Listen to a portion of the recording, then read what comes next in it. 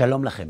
זה קרה בחנוכה בגואלפ שבקנדה. עוד סמינר של ערכים מאחורינו. כל המשתתפים כבר עזבו, רק אנחנו נשארנו ללון במלון כדי לצאת למחרת לשדה התעופה. ב5:30 לפנות בוקר ירדתי ללובי כדי לקחת את הטלית והתפילין מאולם ההרצאות. ליד דלפק הקבלה עמד אדם רזה שהחזיק ביד מעטפה גדולה חומה ודיבר עם פקיד הקבלה. הוא היה גבוה, לבוש בהידור, את הפנים שלו לא ראיתי כי הוא עמד עם הגב אליי, אבל מהשיער הלבן שלו למדתי שהוא כבר עבר יותר מ2/3 מהחיים שלו.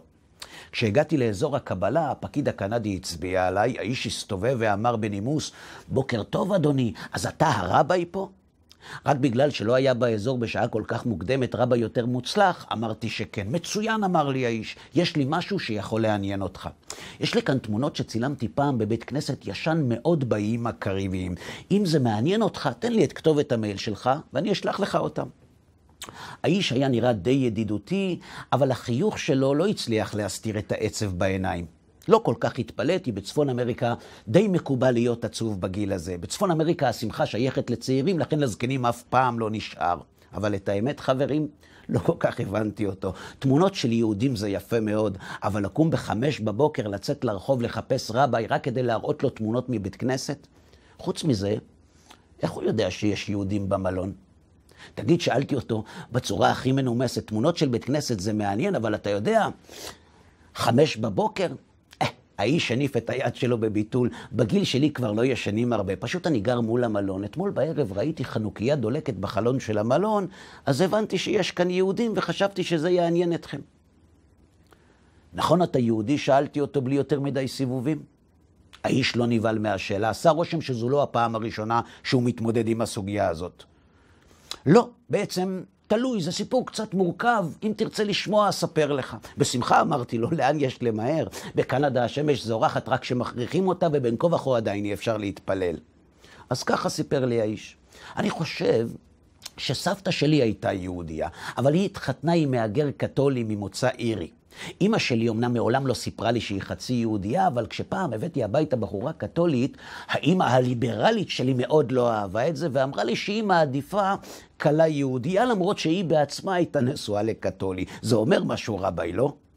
בטח זה אומר, אמרתי לו. אז אם סבתא שלך יהודיה ואמא שלך יהודיה, גם אתה יהודי, אתה מודע לזה? את האמת, חברים, לא הייתי בטוח אם הגילוי המרעיש מצא חן בעיניו. כנראה שכשאתה נשוי לאישה לא יהודיה, אתה לא מעוניין לחדד הבדלים. אז שיניתי נושא, ביקשתי ממנו לראות את התמונות, האיש הסביר לי מה אומרת כל תמונה. לפני שנפרדנו שאלתי אותו, אז אם אתה יהודי ויודע שהיום חנוכה, אולי תרצה שנדליק הערב חנוכיה אצלך בבית? הבן אדם לא ענה. הוא הסתכל על החנוכיה הכבויה שעמדה בחלון של המלון, כמו ילד שהלך לאיבוד ומחפש את הדרך הביתה. אולי הוא אמר בגמגום, אני דווקא מאוד רוצה, אבל אני לא כל כך בטוח שזה רעיון טוב. לא נראה לי שאשתי תסכים. כשהתחתנו, סיכמנו שלא נכניס הביתה את הדת שלנו, אבל עכשיו אני דווקא מאוד רוצה, אבל בגיל שלי זה כבר לא גיל של מלחמות. נפרדנו, לחצתי לו יד, נתתי לו את כתובת המייל שלי, והוא יצא. כשהוא עבר ליד החנוכיה, הם היו נראים אחים. שניהם עצובים, שניהם בודדים, שניהם קבועים, ושניהם מחכים שמישהו ידליק אותם.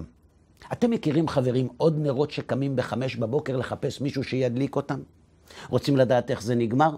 אז ככה, כשעזבנו את המלון, עברנו ליד הבית שלו.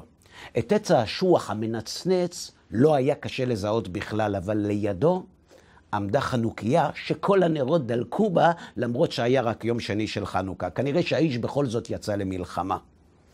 תודו, במסגרת הנתונים הקיימים גם זה סוג של ניצחון. השאלה הגדולה היא כמה יהודים עוד מסתובבים בעולם עם חנוכיה קבויה ומחכים שמישהו יביא להם נר רק כדי להדליק אותה.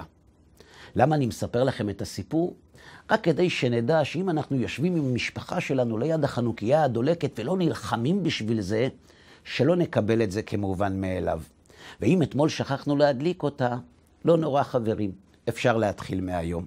ועוד מילה לסיום, אם תרצו לצפות בסרטונים או בשיעורים נוספים, פשוט תקלידו בגוגל הרב אהרון לוי, תיכנסו לערוץ היוטיוב שלנו, תרשמו כמנויים ותקבלו עדכון על כל שיעור או סרטון שעולים לאוויר. חנוכה שמח.